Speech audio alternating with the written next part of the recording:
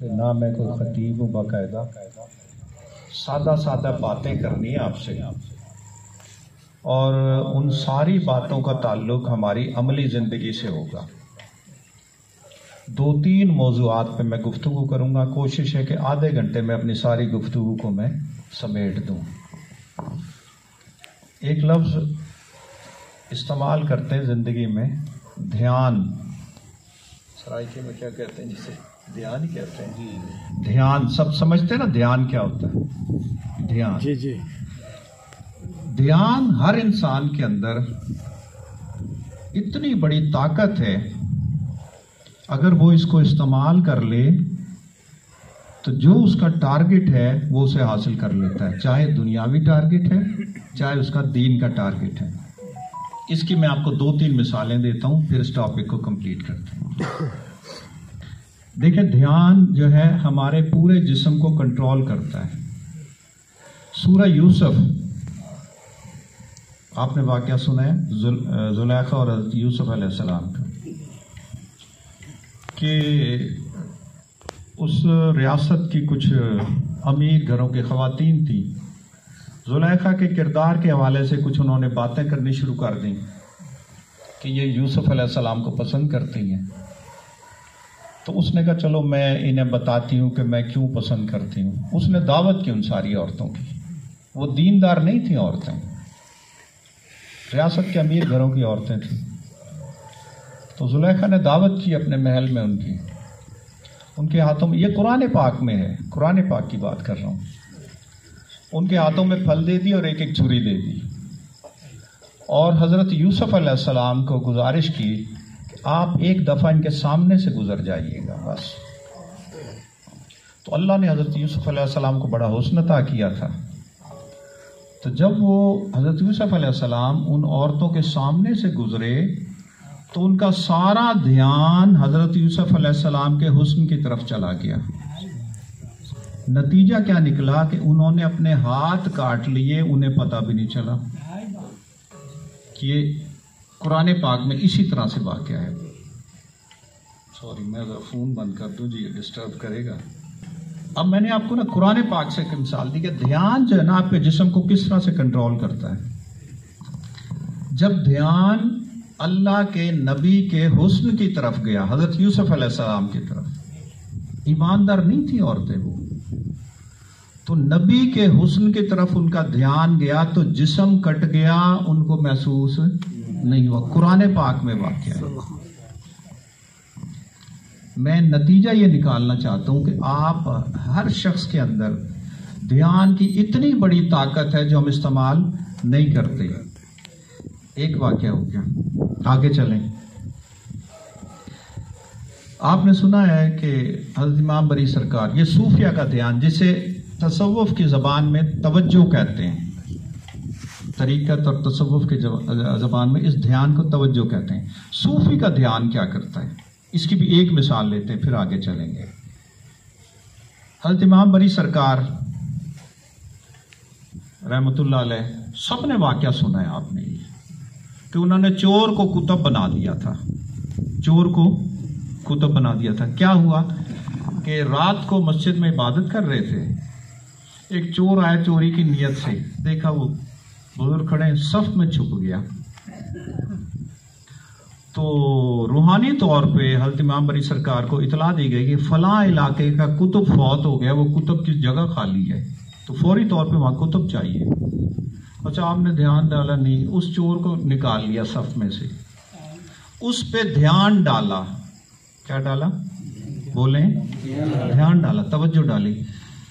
اس توجہ سے اس کے اندرونی انسان کا سارا سافٹ ویئر ہی تبدیل کر دیا۔ یعنی دھیان ڈلنے سے پہلے چور تھا وہ، اور دھیان ڈلنے کے بعد کیا بن گیا؟ کتب بن گیا۔ تو صوفی کا دھیان یہ کچھ کر دیتا ہے۔ تو صوفی کی توجہ اور صوفی کا دھیان انسان کے جو اندر کا انسان بیٹھا ہے، ادھر آپ پلیز دھیان پہ ہی میں بات کر رہا ہوں، آپ دھیان اپنا ادھر ادھر لے کے جا رہے ہیں، جو آتا ہے آنے دیں آپ۔ صوفی کا دھیان اور صوفی کی توجہ اندر کے انسان کو تبدیل کر دیتا ہے، چاہے کتنا بڑا گناہگار کیوں نہ ہو۔ इतनी बड़ी ताकतवर चीज है ध्यान। आगे चलें। हजरत अली करम अल्लाह वजह का वाकया सुना हुआ है आपने पहले कि एक जंग में ना जख्मी हो गए, तीर जिस्म में लग गया। अब सहाबा कराम तीर निकाल रहे हैं, बड़ी तकलीफ हो रही है, नहीं बर्दाश्त हो रही। फरमाया कि मुझे ना नमाज पढ़ने दो, 2 रकात नफल पढ़ता हूँ, जब मैं नमाज में हूँ तो मेरा तीर निकाल लेना। नमाज पढ़ी, तीर निकाल लिया, कोई तकलीफ नहीं। हुआ क्या, सारा ध्यान अल्लाह की इबादत की तरफ चला गया। जब सारा ध्यान अल्लाह की इबादत की तरफ चला गया तो जिस्म में जो कुछ होता रहा महसूस ही नहीं। आखिरी मिसाल देके इसका नतीजा आपको दूंगा। हजरत इमाम आली मकाम हजरत इमाम हुसैन अलैहिस्सलाम, जब आपकी शहादत हुई, सारों ने आपने वाक़े सुने हुए हैं, लेकिन इसके नतीजे में आज आपको मैं ले जाना चाहूँगा। तो तीरों की बौछार हुई, सामने से जख्मी हो गए आप। फिर वो लहीन आ गया जिसने आपको शहीद करना था, तो पूछा वक्त क्या है, ज़ोहर का टाइम था। तो आपने कहा अच्छा मैं नमाज में जाता हूँ, ज़ोहर की नमाज पढ़ता हूँ, उस दौरान मुझे शहीद कर देना। तो नमाज पढ़ी, सजदे में गए, उस लाइन ने आपकी गर्दन जिस्म से अलहदा कर दी। अब क्या हुआ, सारा ध्यान अल्लाह की रजा की तरफ चला गया। जब सारा ध्यान अल्लाह की रजा की तरफ चला गया तो जिस्म से गर्दन अलहदा होगी, पता भी नहीं चला। ये 4 मिसालें इस टॉपिक के लिए काफी हैं। मैसेज, पैगाम ये देना चाहता हूं आपको कि ये जौहर, ध्यान का जौहर आप हर शख्स के अंदर मौजूद है। हम इस ताकत को इस्तेमाल नहीं करते। पूरे ध्यान के साथ कोई बंदा दुनिया का काम कर ले, नाकाम नहीं होगा, नतीजा लेगा। पूरे ध्यान के साथ दीन का काम कर ले, नाकाम नहीं होगा, नतीजा लेगा। तो एक पैगाम आज की महफिल का ये है कि अपने ध्यान की ताकत को इस्तेमाल करें। जो काम कर रहे हो पूरी तवज्जो, पूरा ध्यान उस काम की तरफ लगाएंगे। हो नहीं सकता कि वो नतीजा ना दे, हो नहीं सकता। नताइज आते क्यों नहीं है कि हमारा ध्यान मुंतशिर रहता है, ज़हन हमारा कर कुछ रहे, सोच कुछ रहे, तो इस तरह तो नतीजा नहीं आएगा। वो ताकत को मरकूज ही नहीं कर रहे हम। जो नतीजा हम लेना चाहते हैं उस पर हम ध्यान नहीं है हमारा। इन मिसालों से एक नतीजा ये निकलता है कि जिस शख्स का ध्यान अल्लाह की रजा की तरफ होगा वो बड़ी से बड़ी कुर्बानी से भी दरेग नहीं करेगा। अब हम क्यों तज़ब्ज़ुब का या तशकीक का शिकार हो जाते हैं? बहाने क्यों हम तलाश कर लेते हैं कि ये काम होना था, इस वजह से नहीं हुआ। हमारा ध्यान पूरा उधर नहीं होता। जिस दिन ध्यान अल्लाह की रजा की तरफ चला गया, माल भी उसके रास्ते में कुर्बान करेंगे, वक्त भी उसके रास्ते में कुर्बान करेंगे, जरूरत पड़ी तो जान भी उसके रास्ते में कुर्बान करेंगे। आकायद आलम सल्लल्लाहु अलैहि वसल्लम के सहाबा कराम क्यों आपके एक इशारे पे जाने दे देते थे? मैंने तो अभी आपको हजरत यूसुफ अलैहिस्सलाम का वाकया सुना है ना। अल्लाह के नबी थे और देखने वाली कौन औरतें थी? ईमान वाली औरतें नहीं थी। तो जब सहाबा कराम ईमान की हालत में रसूल करीम सल्लल्लाहु अलैहि वसल्लम को देखते होंगे तो उनके ध्यान की क्या कैफियत होगी? फिर तो उनका जिस्म कटता रहे, उन्हें परवाह ही नहीं है। इसीलिए तो एक बाजू कट गया, झंडा था, दूसरे पे तला मुझे ना दूसरे बाजू से थाम लिया। मुझे बताएं किसी बंदे का एक हाथ या बाजू कट जाए, उसमें सकत होती है कि दूसरे बाजू को इस्तेमाल करे, वो तो गिर जाता है। लेकिन ये ध्यान की ताकत थी। नबी करीम सल्लल्लाहु अलैहि वसल्लम से मोहब्बत इतनी शिद्दत की थी, सारा ध्यान उधर था, जिस्म कटता फिटता है, महसूस नहीं हो रहा। ये मौजू मेरा मुकम्मल हो गया। अब इसको आपने अपनी अमली जिंदगी में कैसे दाखिल करना है? जिस वक्त जो काम कर रहे हो पूरा ध्यान उस काम की तरफ रखें, नतीजा लेंगे आप। बिजनेस कर रहे हैं, पूरा ध्यान उधर تعلیم حاصل کر رہے ہیں پورا دھیان ادھر، دین کا کام کر رہے ہیں پورا دھیان ادھر رکھیں، نتیجہ لے لیں گے۔ اس کو اپنی عملی زندگی میں آپ نے داخل کرنا ہے۔ میرا پہلا موضوع ختم ہو گیا، اب دوسرے موضوع کی طرف آتے ہیں۔ بسم اللہ الرحمن الرحیم۔ سورہ فاتحہ۔ الحمدللہ رب العالمین الرحمن الرحیم مالک یوم الدین ایاک نعبد و ایاک نستعین اہدنا الصراط المستقیم صراط الذین انعمت علیہم غیر المغضوب علیہم ولا الضالین آمین۔ صدق اللہ العظیم۔ یہ وہ سورہ مبارکہ ہے، قرآن پاک کی پہلی سورت ہے، سبیں پتہ ہے آپ کو، لیکن میں آپ کو دھیان دلانا چاہتا ہوں اس سورت کی طرف۔ آج قرآن پاک کی پہلی سورت ہے، خامخواہ پہلی سورت نہیں بنی، اس کا میرٹ تھا کہ اس کو پہلے نمبر پہ لے آیا جائے۔ ہر نماز میں، ہر رکعت میں یہ سورت ضرور تلاوت کرتے ہیں ہم، ایسے ہی نا۔ اب دیکھ لیتے ہیں یہ سورت میں اللہ تعالی ہم سے چاہتا کیا ہے۔ پہلی جو اس کی آیت ہے، بسم اللہ الرحمن الرحیم، الحمدللہ، سب تعریفیں اللہ کے لیے ہیں۔ اب سب کو سب اس وقت کہتے ہیں جب اس میں سب کچھ موجود ہو۔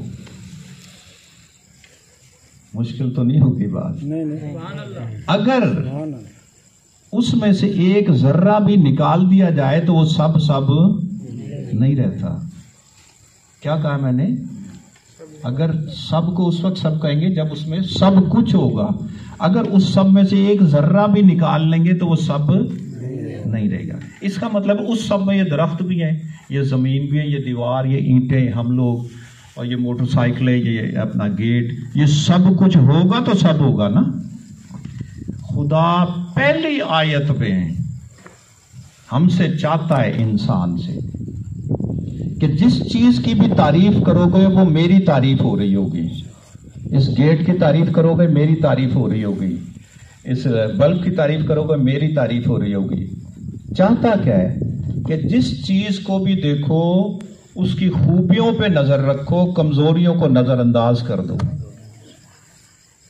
بھائی کسی چیز کی خوبی کو دیکھیں گے تو تعریف کریں گے نا، اگر اس کی خامی کو، اس کی کمزوری کو دیکھیں گے اس سے نفرت پیدا ہوگی، اس سے تعریف تو نہیں کریں گے۔ یہ پہلی آیت جو اللہ تبارک و تعالیٰ نے ایک صحت مند معاشرہ تشکیل دینے کے لیے خدا نے چاہا ہے اور حکم دیا ہمیں کہ چیزوں کے اندر ان کی خوبیوں کو دیکھو، ان کی خامیوں کمزوریوں کو نظر انداز کرو۔ جب ہر بندہ اس طرح کرنے لگ جائے گا تو کیا خیال ہے، ایک صحت مند معاشرہ پیدا نہیں ہو جائے گا؟ کتنی بڑی بات ایک چھوٹی سی آیت میں کر دی اللہ نے، کہ جس چیز کو بھی دیکھو کیا کرو، اس کی خوبی پہ نظر رکھو، خوبی پہ، بہتری پہ، بھلائی پہ نظر رکھو گے تو اس کی تعریف کرو گے اور میری تعریف ہو رہی ہوگی۔ کمزوریاں دیکھو گے، خامیاں دیکھو گے تو اس سے نفرت کرنے شروع ہو کے جائے گی تو میری تعریف سے محروم ہو جاؤ گے۔ آگے چلتے ہیں، میرے پاس کیوں، آپ کے پاس زیادہ ٹائم نہیں ہے، میں لمبی گفتگو نہیں کرنا چاہتا، 2-3 موضوع ہیں، سارے سمیٹوں گا انشاءاللہ۔ اسی صورت کو آگے لے کے چلتے ہیں۔ یعنی سب سے پہلا جو اللہ تعالیٰ حکم دے رہا ہے نا، سب سے پہلا الحمدللہ، سب تعریف اللہ کی ہے۔ اللہ ہم سے چاہ رہا ہے کہ میری جس بھی چیز کو دیکھو، میری جس بھی تخلیق کو دیکھو، اس کی خوبیوں پہ نظر رکھو تاکہ تم اس کی تعریف کرو گے اور میری تعریف ہو رہی ہوگی۔ اگر یہ ہم اپنی عادت بنا لیں تو آج کے لیے دوسرا پیغام یہ ہے آپ کے لیے کہ پہلے جو بھی ہماری عادت، اب جس چیز کو بھی دیکھنا ہے نا، اس کی خوبیوں پہ نظر رکھنی ہے اور اس کی خوبیوں سے ہم اللہ کی تعریف کر رہے ہوں گے۔ خدا چاہتا بھی ہم سے یہ، اس سے کیا ہوگا کہ صحت مند معاشرہ نا ڈیولپ ہونا شروع ہو جائے گا، نفرتیں ختم ہونی شروع ہو جائیں گی، محبتیں بڑھنی شروع ہو جائیں گی، رنجشیں، مخالفتیں، دشمنیاں ختم ہونی شروع ہو جائیں گی۔ آگے چلتے ہیں۔ میری گفتگو کیونکہ آپ زیادہ توجہ سے سن رہے ہیں، اگر کسی دوست کو نیند آ رہی ہے تو ایک دفعہ منہ دھو آئے۔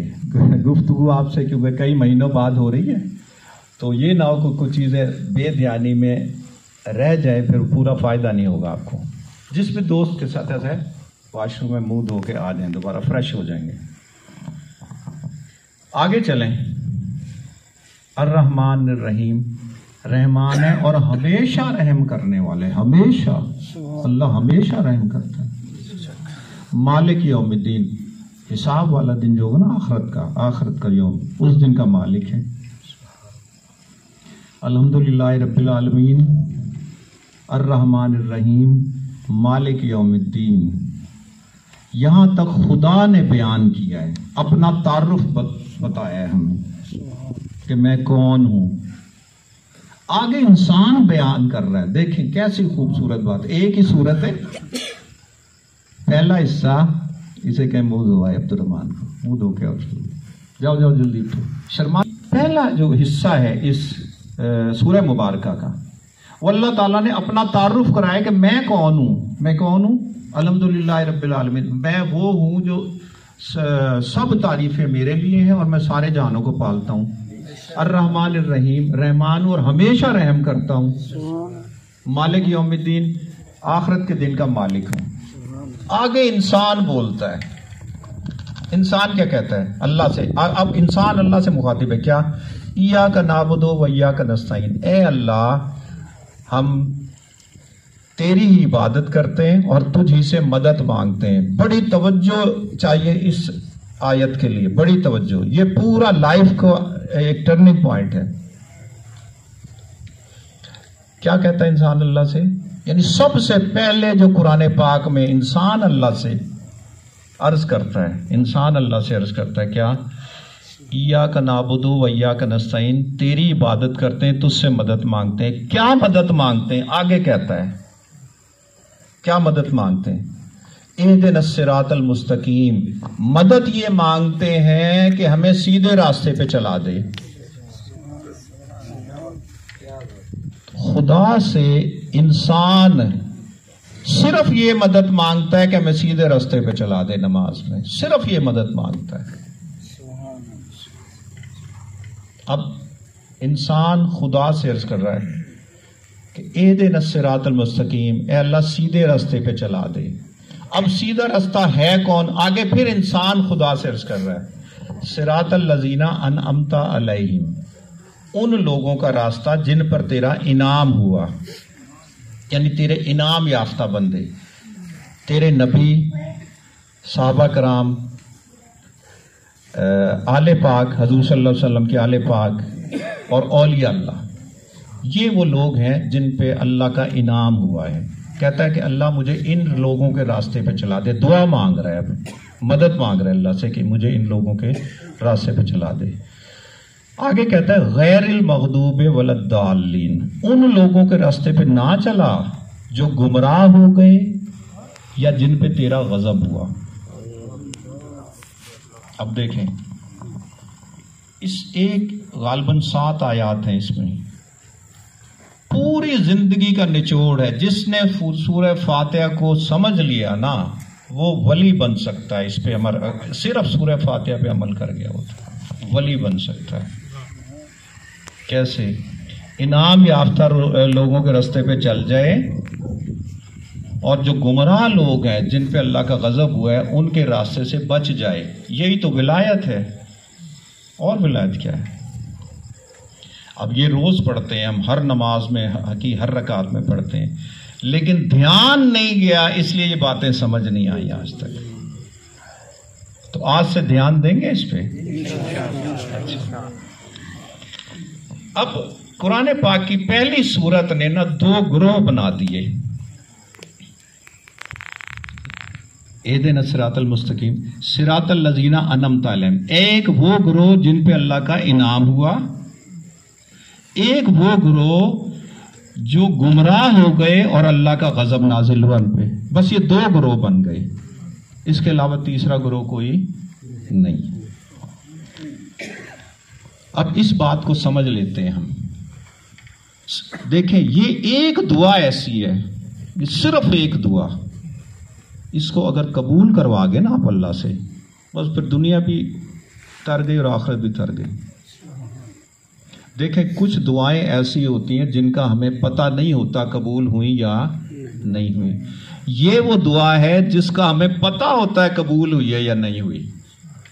اچھا خدا تو فرماتا ہے کہ میں ہر دعا قبول کرتا ہوں. اب بھائی دن میں 5 دفعہ ہم نماز پڑھ رہے ہیں اور مجھے اب یاد نہیں ہے کہ کتنی رکعتیں پڑھ رہے ہیں اور ہر رکعت میں یہ دعا مانگ رہے ہیں. یار خدا کو کوئی دشمنی تو نہیں ہے آپ سے کہ وہ قبول نہیں کرے گا اور آپ کو سیدھے راستے پہ نہ چلائے. اس کا مطلب ہے آپ کو کوئی بات سمجھ نہیں آ رہی، اس وجہ سے دعا قبول نہیں ہو رہی. آپ کا دھیان اس طرف نہیں ہے اس لیے نتیجہ نہیں آ رہا. تو آج جب آپ کا دھیان اس طرف چلا گیا نا کہ 2 ہی گروہ ہیں. ایک گروہ ہے جس پہ اللہ کا انعام ہوا، ایک گروہ ہے جس پہ جو گمراہ ہو گئے اور اللہ کا غضب نازل ہوا. اب ہم نے کس گروہ کے؟ ایک گروہ کے ہم دعا مانگتے ہیں کہ ان کے راستے پہ چلا دے، دوسرے گروہ سے ہم محفوظ رہنے کی دعا مانگتے ہیں اللہ سے. تو اگر انعام یافتہ لوگوں کے راستے پہ چل گئے ہم تو سمجھ لو ہماری دعا قبول ہو گئی. تو یہ ہر بندے کو پتہ نہیں چل جائے گا کہ میں انعام یافتہ لوگوں کے راستے پہ ہوں یا نہیں ہوں، پتہ چل جاتا ہے. تو یہ وہ دعا ہے جس کا پتہ چل جاتا ہے قبول ہوئی ہے یا نہیں. تو خدا تو کرتا ہے دعا قبول. اگر نہیں ہو رہی اس کا مطلب ہمارے اندر کہیں نہ کہیں نقص ہے، کوئی کچرا پھنسا ہوا ہے جو دعا کو قبول نہیں ہونے دے رہا. اب انعام یافتہ لوگ کون ہیں؟ میں نے بتا دیا، انبیاء کرام ہیں، صحابہ کرام، آل پاک ہے، حضور صلی اللہ علیہ وسلم کا خاندان ہے، اور اولیاء اللہ ہیں. سارے وہ لوگ ہیں جس پہ اللہ کا انعام ہوا ہے. اگر تو ان کے جو بھی راستے ہیں ان پہ ہم چل رہے ہیں، مبارک ہو، دعا قبول ہو گئی. اگر ان کے راستے پہ نہیں چل رہے ہیں تو فکر مند ہونا چاہیے کہ اللہ سے دعا مانگ رہے ہو، اللہ قبول نہیں کر رہا. عجیب بات نہیں ہے یار؟ یعنی اللہ سے دعا مانگے اور اللہ ہماری دعا قبول نہ کرے، بڑی عجیب بات ہے یہ. وہ تو کہتا ہے میں تو ہر صورت تمہاری دعا قبول کرتا ہوں. اس کا مطلب ہمارے مانگنے میں کہیں وہ کچرا پھنسا ہوا ہے، کہیں نقص ہے. اچھا اب میں دوسرے گروہ کی بھی نشاندہی کر دیتا ہوں، جیسے انعام یافتہ لوگوں کی گروہ کی نشاندہی کر. اس کے لیے میں آپ کو مثال دیتا ہوں. ایک آقائے دو عالم صلی اللہ علیہ وسلم کے چچا تھے. 2 چچا کا ذکر کروں گا اسی ریفرنس سے جو بات ہو رہی ہے. سگے چچا ہیں. ایک کا نام ہے ابو لہب، سگا چچا ہے، اور دوسرے کا نام ہے حضرت ابو طالب رضی اللہ تعالی عنہ. ان 2 کا موازنہ کرنا چاہتا ہوں آپ سے. دونوں کے ساتھ خونی رشتہ ایک جیسا ہے. نبی کریم صلی اللہ علیہ وسلم کا دونوں کے ساتھ خونی رشتہ ایک جیسا ہے. سگے چچا ہیں. ابو لہب بھی سگا چچا ہے اور حضرت ابو طالب رضی اللہ تعالیٰ عنہ بھی سگے چچا ہیں. اب دیکھیں، ایک انعام یافتہ ہے، ایک گمراہ ہے، خونی رشتہ ہے. ابو لہب نے دشمنی کی رسول سے. کیسے؟ 2 طرح سے. ایک زبان سے گستاخی کی، اور دوسرا آپ جو نظام معاشرے میں لاگو کرنا چاہ رہے تھے اس میں رکاوٹ ڈالی، وہ عملی دشمنی کی. تو 2 طرح سے دشمنی کی. یہ فکرہ یہیں یاد رکھنا ہے. میں ایک بات کرنے لگوں، اس کے بعد اس کو یہیں سے جوڑوں گا. دیکھیں، ایک والدین ہے، اس کی اولاد ہے، بیٹے ہیں اس کے، فرض کریں کوئی بیٹا باغی ہو جائے، والدین سے نافرمان ہو جائے، تو والد کیا کرتا ہے؟ اسے اپنی جائیداد سے آگ کر دیتا ہے. سادہ سی بات ہے نا، سنتے ہو گیا کہ فلاں کا بیٹا نا نافرمان تھا، اس کے والد نے اس کو اپنی جائیداد سے آگ کر دیا. اسی طرح خدا بھی آگ کرتا ہے بندوں کو اپنی جائیداد سے، جو جنت ہے اس کے پاس. اب سنیں کیا ہوا. اب واپس آئے اسی طرف. جو ابو لہب ہے، سگا چچا ہونے کے باوجود نبی سے دشمنی کی، اور اس دشمنی کی وجہ سے اللہ نے اسے آگ کر دیا جنت سے. تو جگہ تو 2 ہی ہے نا آخرت میں رہنے کی، یا جنت میں رہے گا یا جہنم میں. اور آگ کرنے کی تصدیق بھی کر دی قرآن پاک میں آیت ڈال کے. سورہ لہب ہے نا، اس میں یہی کہا ہے نا کہ یہ ہمیشہ جہنم میں رہے گا، ہمیشہ، یعنی جنت سے اسے میں آگ کر دیتا ہوں۔ اور جنہوں نے نبی کی مشکل میں ان کے ساتھ کھڑے رہے، حضرت ابو طالب رضی اللہ تعالیٰ عنہ، ان کو انعام کتنا بڑا دیا۔ بیٹا شیر خدا علی المرتضیٰ عطا کیا، اور پوتے حسنین کریمین جو جنت کے مالک ہیں وہ عطا کیے۔ کتنا بڑا انعام ہے۔ توجہ میں آپ کی اس بات پہ دلانا چاہتا ہوں کہ نبی سے خون کا چاہے کتنا قریبی رشتہ ہے، اگر نبی کا وفادار نہیں ہے، نبی کا دشمن ہے، تو خدا اسے آگ کر دیتا ہے، اور نبی کا اگر وفادار ہے تو اسے انعام بھی اتنا بڑا عطا کرتا ہے کہ اس کے اپنے وہم و گمان میں نہیں ہوتا۔ تو یہ میں نے آپ کو مثال دی۔ ایک انعام یافتہ حضرت ابو طالب رضی اللہ تعالیٰ عنہ، ان کو کیا انعام دیا کہ بیٹا شیر خدا علی المرتضیٰ باب العلم، بہو فاطمۃ الزہرا سلام اللہ علیہ، خاتون جنت، جنت کی مالک، پوتے حسنین کریمین، جنت کے مالک، کتنا بڑا انعام عطا کیا۔ تو یہ فرق ہوتا ہے۔ اس کا مطلب یہ ہوا کہ خدا انعام دیتا ہے یا سزا دیتا ہے، اس کا معیار نبی سے وفا کرنا یا نبی سے دشمنی کرنا، اس پہ ڈیپینڈ کرتا ہے، باقی کوئی معیار نہیں۔ آج کے دور میں بھی جو بندہ نبی سے وفا کر جائے گا وہی انعام یافتہ ہے، اور جس نے نبی سے دشمنی رکھی وہ آگ کر دیا جائے گا خدا کی طرف سے۔ قرآن پاک میں اس نے ایک مثال دے کے سب کے لیے یہ فارمولہ جو ہے نا اپلائی کر دیا ہے۔ نتیجہ دینے لگا ہوں اس ساری گفتگو کا، خدا سے انعام حاصل کرنے کا طریقہ صرف یہ ہے کہ آپ نبی کے کتنے وفادار ہیں، ورنہ نبی کا کتنا ہی قریبی رشتہ دار کیوں نہ ہو، خون کا رشتہ ہو اس کا، اگر نبی کا دشمنی کرتا ہے تو خدا کے ہاں اس کی کوئی حیثیت، کوئی اس کا مقام نہیں ہے، بلکہ اس کو سزا بھی ایسی دی جائے گی جو مثال بنا دی جائے گی۔ اور قرآن پاک میں ابو لہب کی مثال بنا کے اللہ پاک نے فرما بھی دیا ہے۔ اس بات کو میں یہی ختم کرتا ہوں۔ اب دو کردار آپ کے سامنے رکھ دیے، ایک انعام یافتہ اور ایک وہ جو گمراہ ہو گئے۔ اللہ نے گمراہوں کے ساتھ کیا کیا اور انعام یافتہ لوگوں کے ساتھ کیا کیا۔ اب ہم نے اپنی زندگی کی ڈائریکشن بنانی ہے کہ ہم کدھر چل رہے ہیں۔ دعا تو ہم یہی مانگ رہے ہیں نا کہ انعام یافتہ لوگوں میں چلا۔ اب انعام یافتہ لوگ کون ہیں؟ میری یہ گفتگو کا آخری حصہ چل رہا ہے، زیادہ تھکاؤں گا نہیں آپ کو۔ دیکھیں، جتنے بھی انبیاء کرام دنیا میں تشریف لائے، صرف یک نکاتی ایجنڈا تھا، ایک ایجنڈا تھا ان کا، ایک ایجنڈا ہر نبی کا۔ کیا؟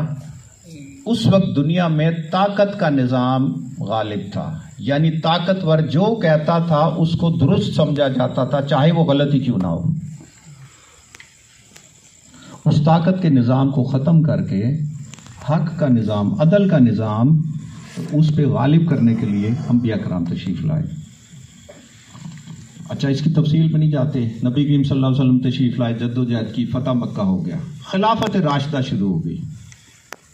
خلافت راشدہ میں وہی نظام رہا، یعنی طاقت کا نظام ختم ہو گیا، عدل کا نظام، یعنی دو سٹیٹمنٹس ہیں۔ ایک یہ ہے کہ جو معاشرے کا طاقتور طبقہ ہے نا، جو طاقتور آدمی ہے، جو کچھ وہ کہے گا اس کی بات مانی جائے گی۔ معاشرے کا جو طاقتور آدمی ہے وہ صحیح کہے گا تب بھی اس کی بات مانی جائے گی، غلط کہے گا تب بھی اس کی بات مانی جائے گی۔ یہ طاقت کا قانون ہے، یعنی اس کی بات کو حق اور سچ سمجھا جائے گا۔ اور دوسرا عدل کا قانون یہ ہے کہ نہیں، جو انعام یافتہ بندہ ہوگا نا، انعام یافتہ، کیونکہ وہ سچا ہوگا، دیانتدار ہوگا، امانت دار ہوگا، سارے اس میں خوبی ہوں گے، جو وہ بات کہے گا اس کی بات مانی جائے گی۔ یعنی ایک ہے طاقت حق ہوگی، یہ شیطان کا رستہ کہ جو طاقتور ہے جو چاہے وہ کر دے. ایک ہے حق طاقت ہوگی، یعنی جو سچا ہے اس کے پاس اختیارات ہوں گے فیصلہ کرنے کے، بات منوانے کے، معاشرے کو چلانے کے. اب جو خلافت راشدہ چلی حضرت ابوبکر صدیق رضی اللہ تعالیٰ عنہ سے لے کے حضرت علی المرتضیٰ رضی اللہ تعالیٰ عنہ، تو حضرت حسن تک، پھر حضرت امیر معاویہ تک 30 سالہ دور ہے یہ خلافت راشدہ کا. جب حضرت امام حسین علیہ السلام کا دور ہے تو جھگڑا کیا تھا یزید سے 3 باتوں کا جھگڑا تھا ٹوٹل. سب سے پہلے تو یزید نے وہی جو نظام تھا خلافت راشدہ کا اس کو ختم کر کے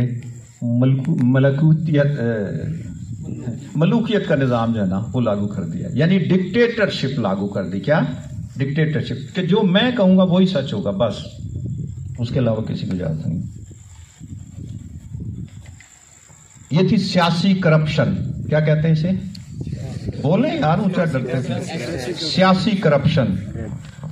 تو پہلا جو جھگڑا تھا حضرت امام حسین اور یزید کا وہی تھا کہ یزید نے سیاسی کرپشن کی تھی، حسین نے اسے تسلیم نہیں کیا.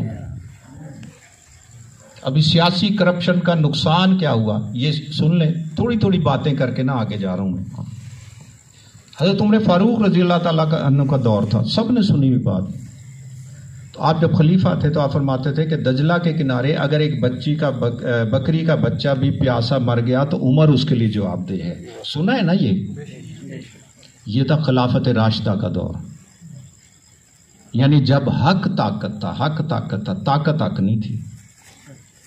جب سیاسی کرپشن کی یزید نے سیاسی کرپشن کی تو کیا ہوا کہ اسی دریا کے کنارے آل رسول کو شہید کر دیا گیا. اب اگر ہمارے اندر شعور ہے نا، ذرا فیصلہ تو کریں کہ سیاسی کرپشن کتنا بڑا نقصان کرتی ہے.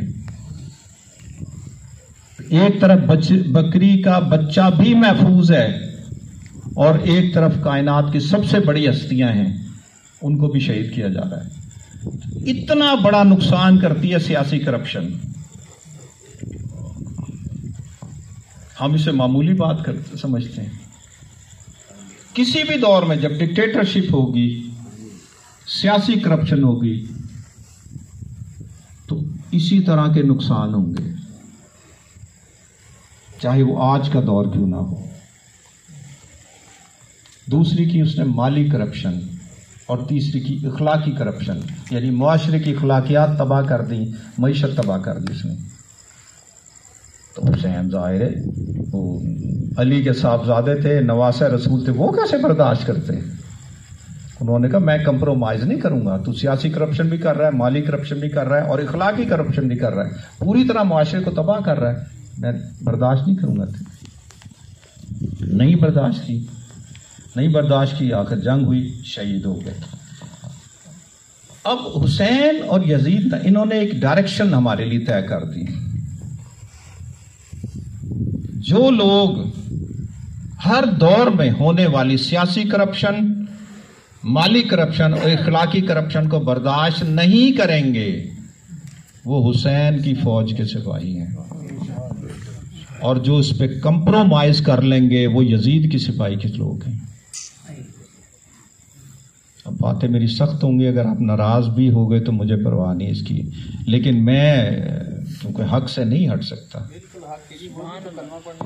جی جس دور میں بھی سیاسی کرپشن، مالی کرپشن اور اخلاقی کرپشن ہو رہی ہے وہ معاشرے کو تباہی کی طرف لے کے جا رہی ہے. وہ یزید کا دور ہے،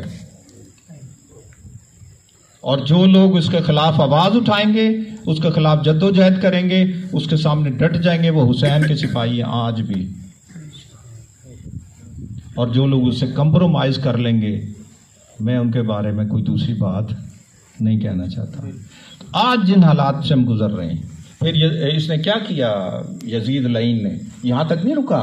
جب آل پاک کی شہادتیں ہو گئیں پھر کیا ہوا کہ جب خبر پہنچی مکہ میں، مدینہ شریف میں، تو لوگوں نے پرامن احتجاج کیا کہ یہ خانوادہ رسول کو تم نے شہید کر دیا. اس نے فوج چڑھا دی وہاں. یعنی لوگوں کو پرامن احتجاج کرنے کی اجازت نہیں تھی. یہ سیاسی کرپشن ہے. فوج چڑھا دی اور مسجد نبی کو اس نے حرمت پامال کر دی. لمبا واقعہ، میں ادھر نہیں جاتا. پھر اس کے بعد مکہ شریف میں جب احتجاج ہوا وہاں فوج چڑھا دی، حتیٰ کہ خانہ کعبہ کو آگ لگا دی. اب اس کا انجام کیا ہوا؟ انجام بتا کے پھر میں آپ کو اپنی گفتگو مکمل کر لوں گا. جس دور میں جو بھی بندہ، چاہے وہ سیاستدان ہے، چاہے وہ پرائیویٹ سیکٹر کا بندہ ہے، چاہے کسی بھی طاقتور ادارے سے اس کا تعلق ہے، سیاسی کرپشن کرے گا، مالی کرپشن کرے گا یا اخلاقی کرپشن کرے گا، سمجھ لیں وہ یزید کا ساتھی ہے اور وہ معاشرے کے اندر بگاڑ پیدا کر رہا ہے. اگر ہم اسے سپورٹ کرتے ہیں تو یاد رکھیں دشمن کا دوست بھی دشمن ہوتا ہے، دشمن کا دوست بھی دشمن ہوتا ہے. اگر ہم ایسے لوگوں کو کسی بھی طرح سپورٹ کرتے ہیں اپنی گفتگو کے ذریعے، اپنے عمل کے ذریعے، اپنے وسائل کے ذریعے، تو اس کا مطلب ہے کہ ہم اسی سسٹم کو امپاور کر رہے ہیں، طاقتور بنا رہے ہیں جس کے خلاف حسین نے آواز بلند کی تھی. میرا خیال ہے آپ کا اسٹیمنا اس سے زیادہ میری گفتگو برداشت نہیں کر سکتا. پھر موقع ملے گا تو آپ سے اور بھی باتیں ہوں گی. آج ہمارا 2-3 باتیں طے ہو گئی ہیں اور اس کو ہم نے اپنی عملی زندگی میں لاگو کرنا ہے. میں دوہرا دیتا ہوں، اس کے بعد ختم کرتا ہوں.